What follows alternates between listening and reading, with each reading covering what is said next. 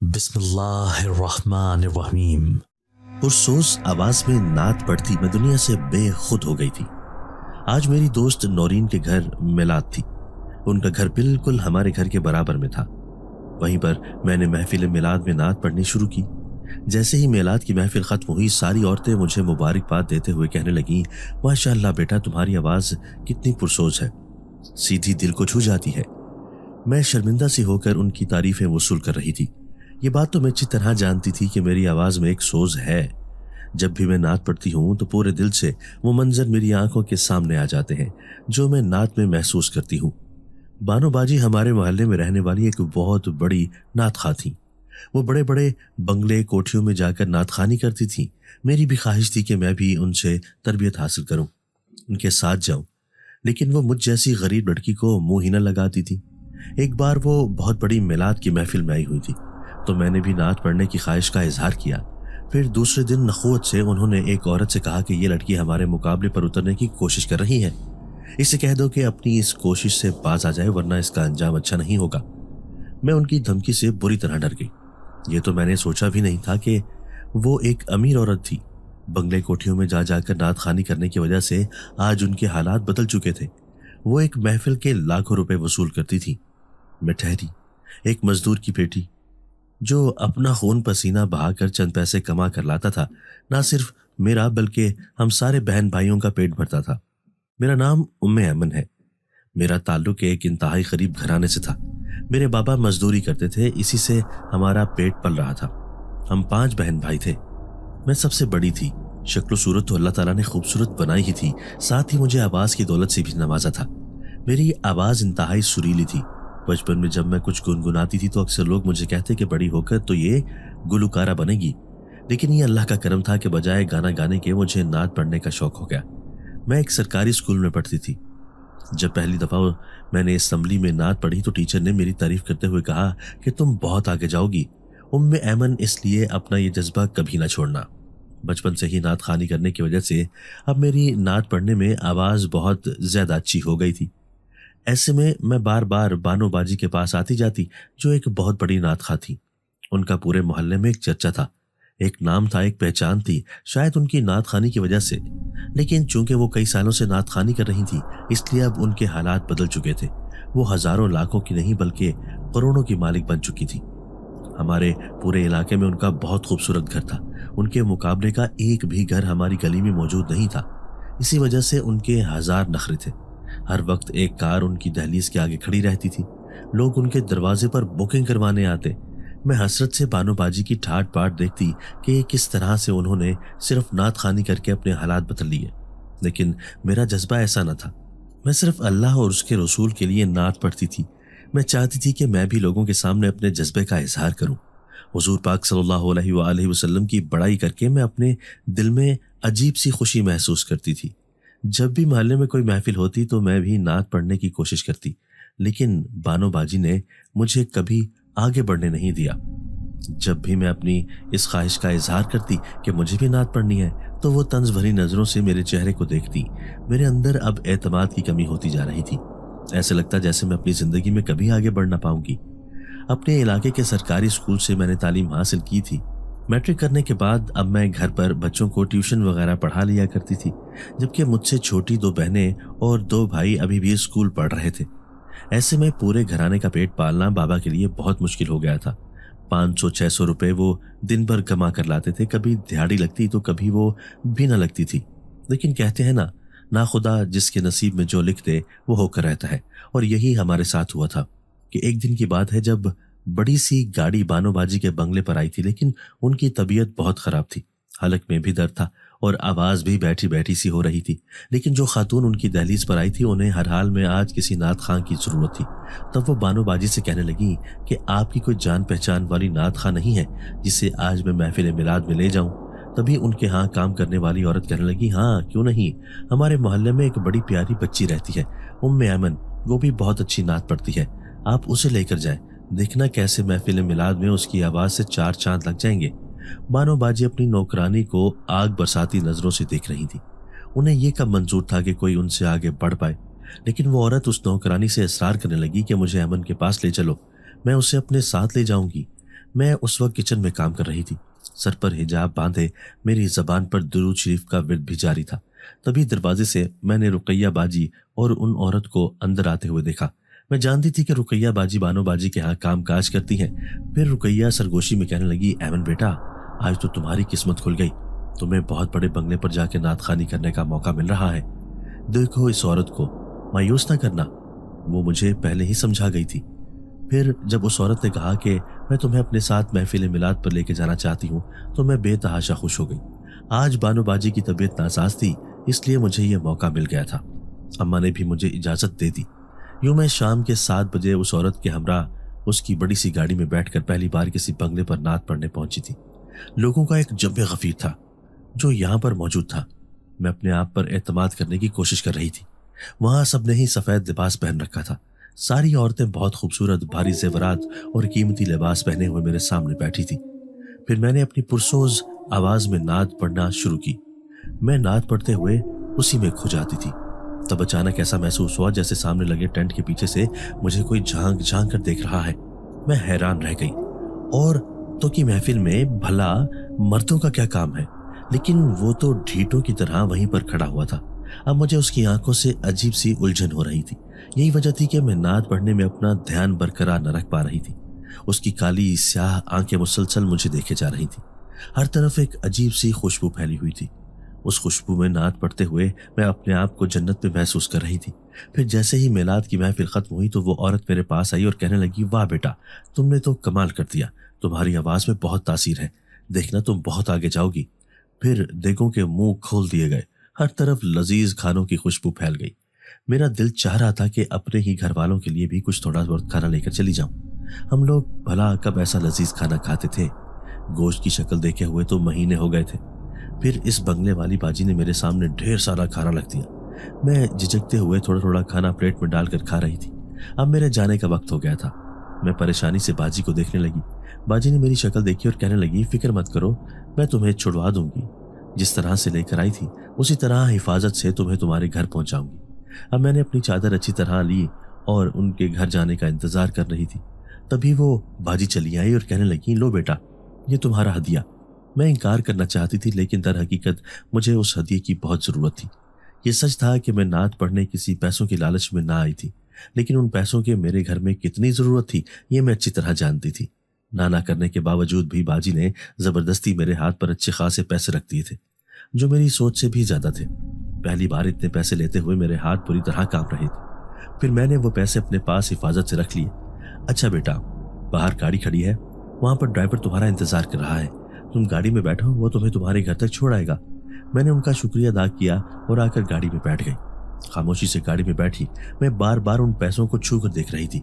जब मैंने ये पैसे बाबा को दिए तो वो कितने खुश हो जाएंगे। अभी मैं इन सोचों में ही गुम थी कि अचानक गाड़ी चलाते हुए मेरी नजर ड्राइवर पर पड़ी। मेरे पैरों तले से जमीन निकल गई। ये कोई और नहीं बल्कि वही नौजवान था जो मुझे टेंट के पीछे से झांक झांक कर देख रहा था। तो क्या यह जानबूझकर इस गाड़ी में मुझे छोड़ने के लिए आया है?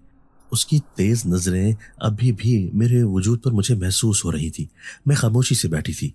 जब वो बीच रास्ते में कहने लगा, आपकी आवाज बहुत अच्छी है, माशाल्लाह से कुदरत ने आपको बेहतरीन तोहफा अता किया है।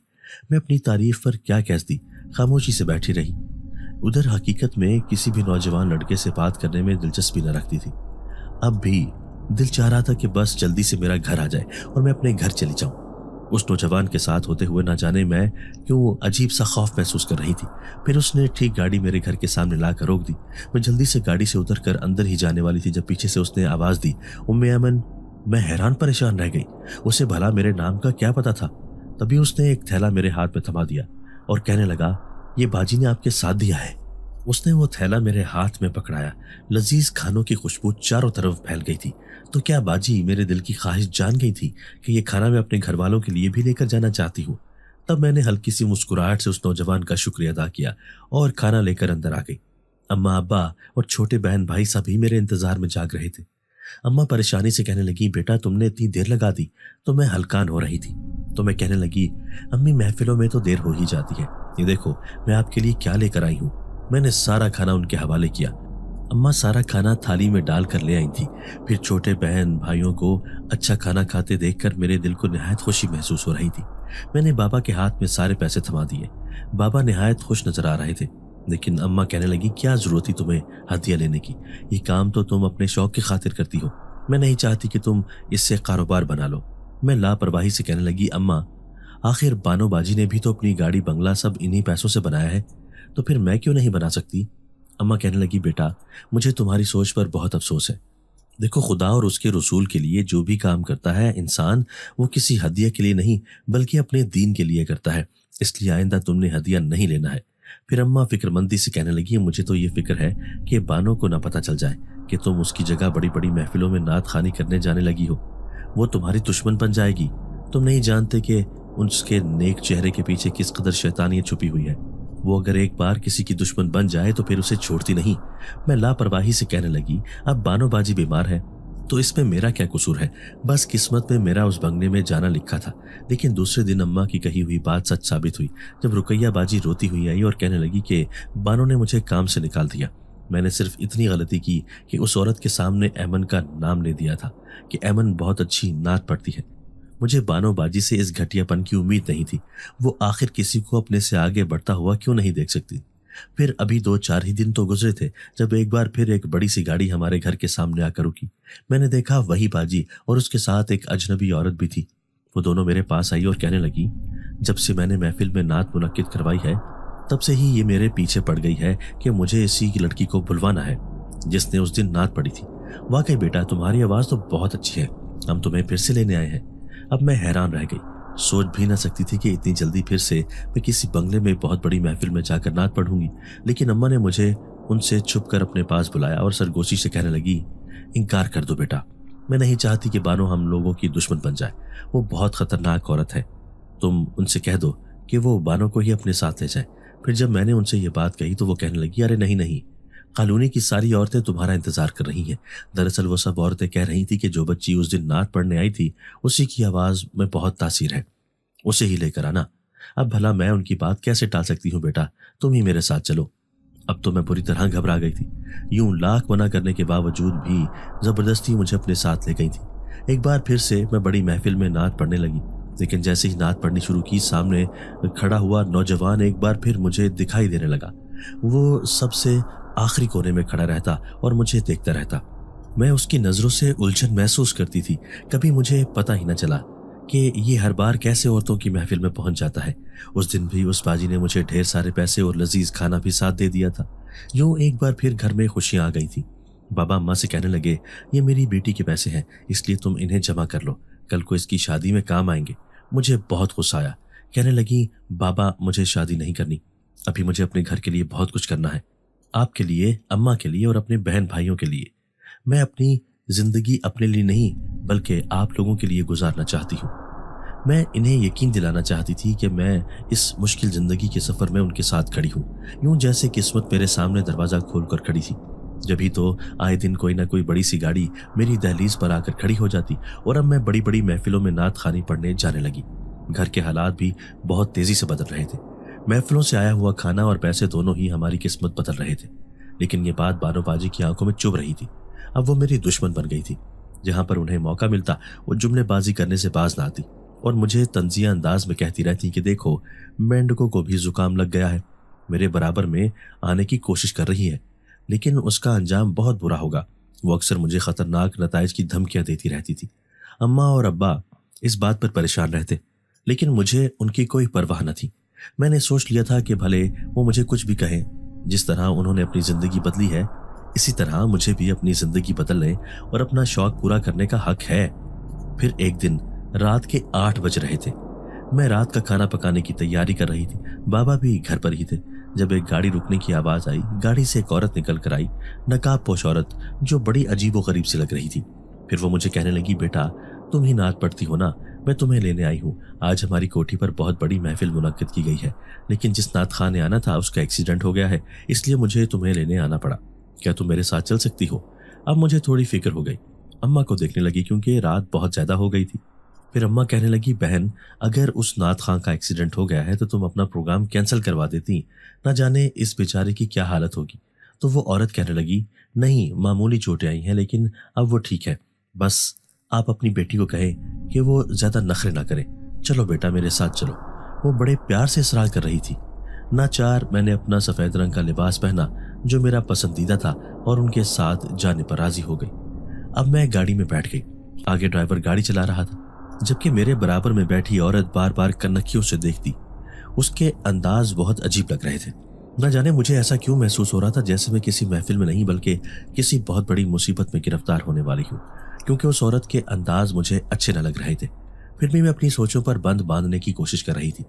फिर 1 घंटा गुजर गया, लेकिन उसके घर आने का नाम ही न ले रहा था। तभी झटके से गाड़ी रुकी और उसने मुझे उतरने का इशारा किया। मैं हैरान परेशान सी होकर उतर तो गई थी, लेकिन बाहर का सन्नाटा और वीरानी देखकर मेरे पैरों तले से जमीन निकल गई, क्योंकि यहाँ पर तो आबादी का नामो निशान भी नहीं था। खाली एक वीरान जंगल था जहाँ पर खौफनाक अंधेरा छाया हुआ था। फिर इससे पहले कि मैं उस औरत से कुछ पूछ पाती, उसने अपने ड्राइवर को गाड़ी भगाने का इशारा किया। अब वो मुझे यहाँ अकेला छोड़कर खुद फरार हो गई थी। खौफ के मारे मैं थर थर कांपने लगी। ये मेरे साथ क्या हो गया था? आज मेरी नादानी ने मुझे कहाँ पहुंचा दिया था? लेकिन उस औरत ने मेरे साथ ऐसा क्यों किया? अब मैं अपने दाएं बाएं देखने की कोशिश करने लगी कि शायद मुझे कोई इंसान नजर आ जाए जो मेरी मदद कर सके, लेकिन वहां तो कोई भी नहीं था। अब मैं दिल ही दिल में दुरूद शरीफ पढ़ते हुए अल्लाह की मदद तलब कर रही थी। मुझे शिद्दत से रोना आ रहा था।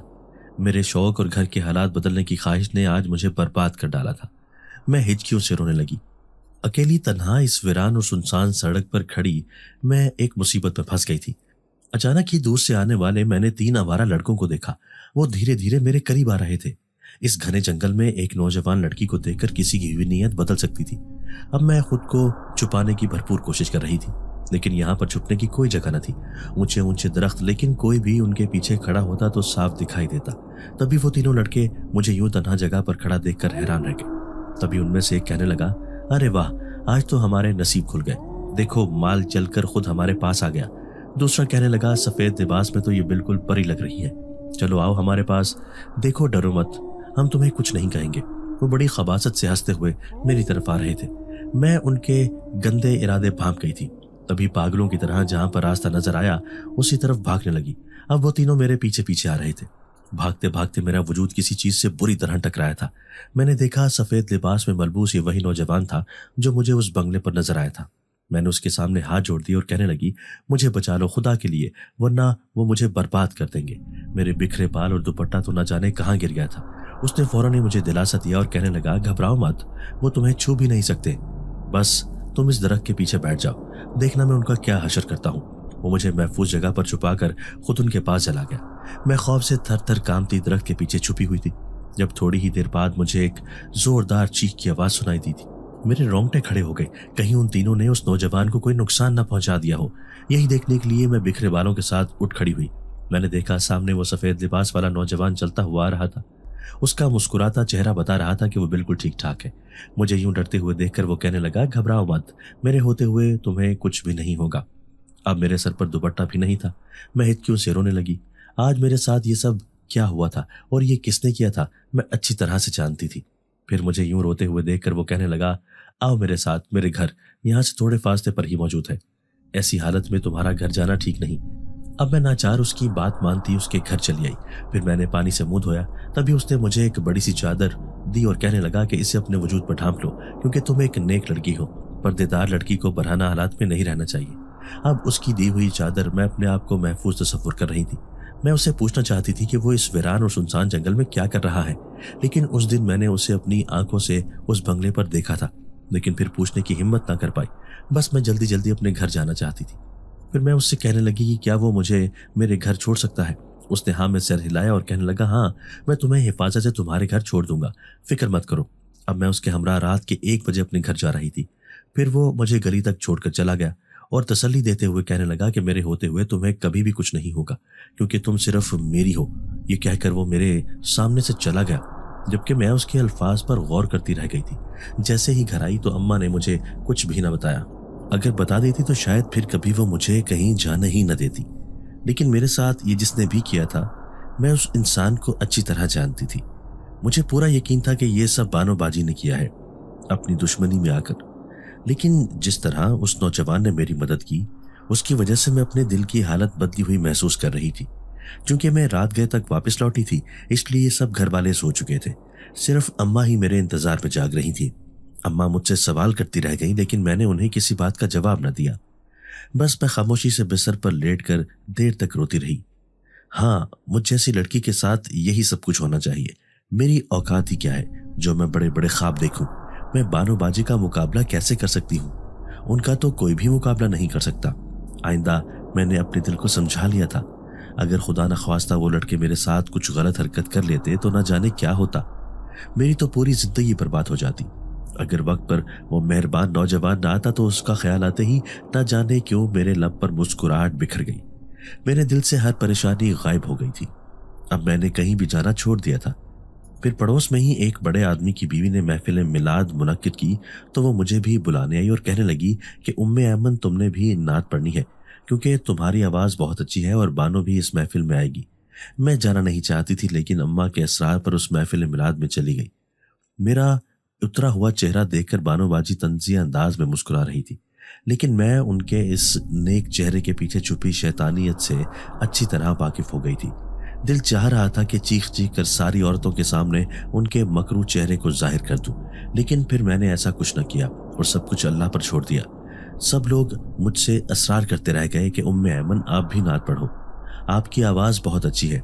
लेकिन मैंने किसी की बात न मानी। मैं चुप करके बैठी रही। बहुत ढीठ बन गई थी। अम्मा भी हैरान थी कि आखिर मेरी बेटी को क्या हो गया है, लेकिन मेरा इस दुनिया से एतबार ही उठ गया था। अब मैं बहुत पीछे चली गई थी। इस वाक़े के बाद मैं ज़हनी तौर पर मायूस हो गई थी। यूं कई दिन गुजर गए। फिर एक शाम दरवाजे पर दस्तक हुई। जैसे ही दरवाज़ा खुला तो मैंने सामने खड़ी एक नकाब पोश औरत को देखा। उसके वजूद से जैसे रोशनियां फूट रही थी। उसकी आंखें बहुत पुरनूर थीं। मैं उसकी शख्सियत से बहुत ज़्यादा मुतासिर हो गई और उससे अंदर आने का इशारा किया। वो मुस्कुराते हुए मुझे कहने लगी, क्या आप ही उम्मे ऐमन हो जो नात शरीफ पढ़ती हो? मैं आपको लेने आई हूँ। अम्मा कहने लगी, बहन ये महफिलों में नहीं जाती। मेरी बेटी को ना जाने क्या हो गया है, इसने नात खानी करनी छोड़ दी है। उस औरत ने मुस्कुराते हुए मुझे देखा और कहने लगी, लेकिन ऐमन मेरे साथ जरूर जाएगी, मुझे यकीन है। ना जाने उसकी आंखों में ऐसा क्या था कि मैं उसके सामने इनकार ही ना कर सकी। मैं सख्त फिक्रमंद थी। फिर वो सरगोशी में कहने लगी, मुझे उसी नौजवान ने भेजा है जो तुम्हारी हिफाजत करता है। मैं ये बात सुनकर उछल पड़ी। हैरत से उस औरत को देखने लगी कि वो इस बात से कैसे वाकिफ है। फिर उसने मुझे अपने साथ चलने का इशारा किया। अब मैं उसके हमराह चली आई थी। वो मुझे लेकर उस इलाके से बहुत दूर एक खाली जगह पर ले आई थी। फिर उसने मुझे गाड़ी से उतरने का इशारा किया। मैं यहाँ आकर सख्त अफसुर्दा थी। उसने मेरे खौफजदा चेहरे को देखा और कहने लगी, फिक्र मत करो, जिनकी हिफाजत हम करते हैं उन्हें आज भी नहीं आती। अब तुम हमारी हिफाजत में हो, इसलिए बस यहाँ से थोड़ी दूर हमारा महल है, वहीं पर जाकर तुम्हें नात ख्वानी करनी है। अब मैं उसी के हमराह चलती जा रही थी। ना जाने क्यों मेरा दिल कह रहा था कि ये औरत भरोसे के काबिल है। फिर वो रास्ते में मुझे कहने लगी, उम्मे ऐमन, मैं तुम्हें अपनी जिंदगी में कामयाब होता देखना चाहती हूँ, क्योंकि ये मेरी नहीं बल्कि किसी और की ख्वाहिश है। फिर जैसे ही मैं उस जंगल में मौजूद उस महल में आई तो यहाँ की रौनक देखकर मैं सख्त हैरान रह गई थी। यकीन ना आ रहा था कि मैं इतने बड़े शीशे जैसे महल में मौजूद हूँ। यहाँ पर तो शान और शौकत देखने के लायक थी। हर किसी ने खूबसूरत लिबास पहन रखा था। वो बहुत ऊंचे अमीर कबीर लोग लग रहे थे। उनके सामने तो मेरी जात बहुत हकीर थी। लेकिन फिर जैसे ही मैंने अपनी नात ख्वानी शुरू की तो एक समा सा बंध गया। मैं भी पुरसोज आवाज में नात पढ़ रही थी। मुझे वो वक्त याद आया जब मैं बेयारो मददगार जंगल में अपनी इज्जत बचाने की खातिर दौड़ी दौड़ी फिर रही थी। यही सोचकर मेरी आंखों से बेसाख्ता आंसू निकल पड़े। काफी देर तक महफिल जारी रही। उसके बाद जैसे ही सलाम पढ़कर महफिल को खत्म किया गया तो मैं भी उदास होकर एक कोने में सिमट कर बैठ गई। तभी अचानक अंदर आने वाले नौजवान पर मेरी नजर पड़ी। ये वही था जिसने मेरी इज्जत बचाई थी। वो मेरे पास आया और कहने लगा, क्या तुम इस बात को सोचकर अभी तक उदास हो? फिक्र मत करो, मेरे होते हुए तुम्हें कभी कुछ नहीं होगा। अब तुम यहीं पर आकर नात खानी किया करोगी। मैं हैरत से उससे पूछने लगी, क्या उस औरत को तुमने ही मेरे पास भेजा था? और ये जगह कौन सी है? मैं पहले कभी भी इस तरफ नहीं आई। वो मुस्कुराया और कहने लगा, यहाँ पर हम सब आबाद हैं, तुम जानती भी नहीं होगी, लेकिन यहाँ हमारा कबीला रहता है। तुम्हें एक हकीकत मालूम नहीं, वो भी मेरे बारे में, क्योंकि अब तुम्हारी किस्मत बदलने वाली है। तुम्हें यह जानकर हैरानगी होगी कि मैं इंसान नहीं बल्कि एक जिन्नात हूँ और ये हमारा कबीला जिन्नात पर मुश्तमिल है। मेरे रोंगटे खड़े हो गए। तो क्या यहाँ चलने फिरने वाली सारी औरतें जिनजादियां थी? मैं हैरत से आंखें फाड़े उन्हें देखे जा रही थी। मुझे यूं खौफजदा देखकर कहने लगा, फिक्र मत करो, मैं भी एक जिन्नात हूँ। उस दिन मैं उस सड़क से गुजर रहा था जब मुझे उस बंगले में तुम्हारी आवाज सुनाई दी। तुम्हारी आवाज में इतनी तासीर थी, मैं ठहर कर उस लड़की को देखना चाहता था जो नात पढ़ रही थी, कि जब मैंने तुम्हें नात पढ़ते हुए देखा तो उसी वक्त तुम पर आशिक हो गया। मेरा दिल चाहता है कि जहां पर भी तुम जाओ मैं वहां पर मौजूद हूं, लेकिन अक्सर मैं तुम्हारे पीछे पीछे हर जगह पहुंच जाता था। मैं जानता हूं कि तुम्हें नात खानी का कितना शौक है और तुम्हें दुनिया वालों ने कितनी तकलीफ दी है, लेकिन आज के बाद तुम्हें कोई तकलीफ नहीं देगा। तुम अब इंसानों की महफिल में नहीं बल्कि जिन्नात की महफिलों में नात पढ़ने आया करोगी, और मैं तुम्हें लेकर आऊंगा। भले ही उनकी नजरों में तुम्हारी कोई इज्जत नहीं, लेकिन तुम हमारे लिए बहुत इज्जत के काबिल हो। देखो, आज तुम्हारी नात सुनने के लिए सारे जिन्नात कैसे झूम रहे हैं। इसकी एक खौफनाक बात सुनकर मेरे रोंगटे खड़े हो गए। मैं सोच भी नहीं सकती थी कि आज रात में इंसानों की नहीं बल्कि जिन्नात की महफिल में मौजूद थी। फिर उन्होंने जो खाना मुझे खिलाया था वो इंतहाई लजीज था। फिर जैसे ही ज्यादा वक्त बीता तो अब मुझे घर जाने की फिक्र होने लगी। मैं इधर उधर उस जिनजादे को तलाश कर रही थी, जब ही वो सामने से आता हुआ दिखाई दिया। वो हमेशा सफेद रंग का लिबास पहन रखता था। फिर उसने मुझे अपने हमरा ले जाने का फैसला किया, लेकिन सामने से वही जिनजाती आ रही थी जो मुझे यहाँ लेकर आई थी। वो भी एक इंसान ही की औरत के रूप में थी। उसने मुझे रुकने का इशारा किया था। मैं घबरा गई, कहीं हमेशा के लिए वो मुझे यहाँ जिन्नात के कबीले में न रोक ले। लेकिन उसने मेरे हाथ में एक सोने का कंगन थमाया और कहने लगी, ये मेरी तरफ से तुम्हारे लिए कीमती तोहफा है, इसे संभाल कर रखना, ये बहुत कीमती है, तुम्हारी सोच से भी ज्यादा। और ये सारा खाना जो तुम अपने साथ ले जा सकती हो, लेकिन जब भी हमें तुम्हारी जरूरत होगी तो हम तुम्हें लेने पहुंच जाएंगे। वो मुस्कुराते हुए मुझसे कह रही थी। उस जनजाति का पुरनूर चेहरा मेरी आंखों के सामने था। मैं उसका शुक्रिया अदा करके घर लौट आई थी। सोच भी नहीं सकती थी कि वहां जाने पर मुझे इतना कीमती तोहफा मिलेगा। अब जिनजादा मुझे घर तक छोड़कर चला गया था। उसकी मोहब्बत भरी नजरें मैं अपने चेहरे पर महसूस कर सकती थी। फिर जैसे ही घर जाकर अम्मा को खाना थमाया तो अम्मा कहने लगी, अरे ऐसी खुशबू तो मैंने आज तक खाने की महसूस नहीं की। जिसने भी खाना बनाया होगा जरूर वो बहुत अमीर कबीर लोग होंगे। मैं दिल में सोचने लगी कि अमीर कबीर तो नहीं, लेकिन वो इंसान ही नहीं बल्कि जिन्नात थे, और ये जिन्नात ही का खाना है जो उन्होंने मुझे ढेर सारी थैली में पैक करके दे दिया था। फिर अब्बा कहने लगे, बेटा आज कोई परेशानी तो नहीं हुई? उस दिन तो तुम्हें इतनी देर हो गई थी, तुम्हारी अम्मा जाग रही थी, लेकिन मैं सो गया। मैं जानता था कि जिस तरह तुम पहले देर से घर आती हो उसी तरह वक्त पर पहुंच जाओगी। मैंने उनसे कोई बात न की कि मेरे साथ उस दिन क्या वाकया पेश आया था, लेकिन मैंने बाबा के हाथ पर वो सोने का कंगन रखा। वो तो हैरान रह गए, कहने लगे, ये इतना कीमती कंगन तुम्हारे पास कहाँ से आया? अम्मा भी हैरान थी, कहने लगी, कौन इतना दरिया दिल था जिसने इतना महंगा तोहफा तुम्हें दे दिया? तो मैं झिझकते हुए कहने लगी, अम्मा आज मैंने जिस अंदाज में नाज शरीफ पढ़ी थी उस अंदाज ने उनके दिल को छू लिया, इसीलिए खुश होकर मुझे ये महंगा तोहफा दिया है। मैं उन्हें कुछ भी ना बताना चाहती थी कि मैं इंसानों की महफिल में नहीं बल्कि जिन्नात की महफिलों में नात खानी करने जाती हूँ। फिर बाबा मुझे कहने लगे, बेटा एक बात कहना चाहता हूँ, अगर तुम्हें बुरा न लगे। कभी मेरी दिहाड़ी लगती है तो कभी मुझे खाली हाथ घर वापस आना पड़ता है, इसलिए मैं सोच रहा था कि अपने ये छोटे कमरे का दरवाजा बाहर की तरफ खुलता है, इसे दुकान बना लेता हूँ। इस तरह से मेरा कारोबार भी चल पड़ेगा और घर के हालात भी अच्छे हो जाएंगे। मैं बड़े प्यार से कहने लगी कि बाबा जो आपका दिल चाहता है वही करें, ये मेरा नहीं बल्कि आपके पैसे हैं। वो मेरी बात सुनकर खुश हो गए थे। फिर उन्होंने उस कंगन को बेचकर एक छोटी सी दुकान बना ली।